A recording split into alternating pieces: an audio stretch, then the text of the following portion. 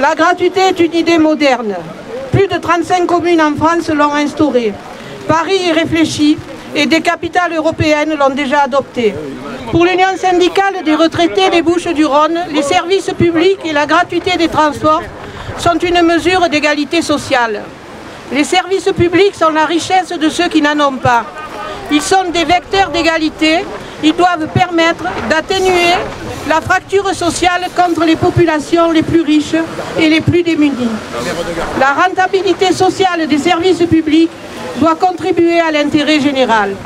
Les services publics doivent garantir l'égalité d'accès à des points d'accueil dans une vraie proximité, garantir la maîtrise des prix et du progrès social. Ils doivent garantir la maîtrise publique des choix d'organisation par une vraie démocratie impliquant les usagers.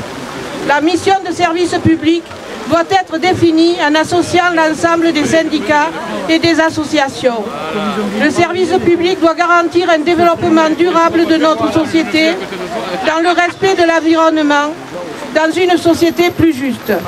Il doit permettre une juste redistribution de l'impôt dans le cadre de l'intérêt général et garantir une meilleure répartition des richesses produites par le travail.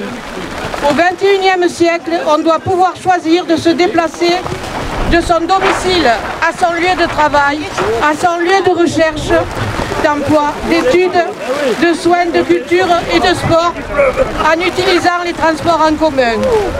D'autant que la loi d'orientation de la mobilité nous impose des zones à faible émission dans les régions comme la nôtre, qui dépassent les seuils de pollution de l'air. Cette mesure interdit aux véhicules les plus anciens de circuler dans des centres-villes, notamment à Marseille. Encore une fois, ce sont les plus démunis qui payent le coût de cette mesure environnementale. Je pense que même si la qualité de l'air est une question importante qui nous concerne tous, on ne peut pas accepter une mesure de restriction de la circulation sans la mise en place d'un vrai plan de développement du service public, des transports en commun, service public porteur d'emploi et d'efficacité sociale. Devant les enjeux environnementaux, le développement des transports en commun est donc un outil essentiel. Il est, et conformément à nos débats et aux revendications des retraités CGT, nous proposions d'associer ce plan de développement des transports en commun à la gratuité totale des transports pour tous les usagers. C'est pourquoi nous disons libre accès aux transports en commun et gratuité pour tous les usagers. La gratuité est une idée moderne. Plus de 35 communes en France l'ont instaurée. Paris y réfléchit et des capitales européennes l'ont déjà adoptée. C'est du pouvoir d'achat supplémentaire immédiat qui peut aider à réduire les inégalités. La gratuité est bonne pour la santé, car elle augmente la fréquentation des transports en commun en diminuant l'utilisation des véhicules individuels. Pour rappel, le coût de la santé due à la pollution liée au transport sont estimés à 3 milliards d'euros en France. C'est 8 mois d'espérance de vie en moins dans notre métropole pour toute la population. La gratuité est une décision politique finançable par la collectivité. Dans la métropole d'Aix-Marseille, le coût moyen du ticket de transport représente 20% du coût total des transports. La gratuité porte uniquement sur cette partie qui peut être financée en augmentant le versement transport de 2% actuellement dans notre métropole à 2,95% de la masse salariale des entreprises de plus de 11 salariés, comme dans la région parisienne. On obtiendrait 150 millions d'euros supplémentaires, la billetterie représentant actuellement 120 millions d'euros. Le travail salarié crée des richesses dans les entreprises. Cette augmentation du versement transport est une juste redistribution des richesses créées.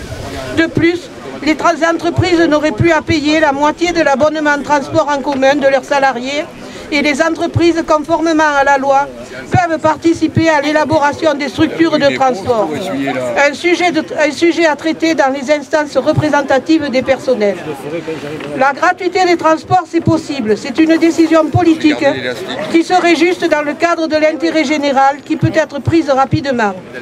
La gratuité en Pays d'Aubagne et de l'Étoile, en place depuis maintenant 10 ans, à multiplier par 3 l'utilisation des transports en commun, appliquée à l'échelle de la métropole, mais là aussi, ce serait du service public en plus, des emplois qualifiés supplémentaires. La loi LOM ne peut pas que pénaliser les travailleurs qui se déplacent pour accéder à l'emploi ou à la recherche d'emploi.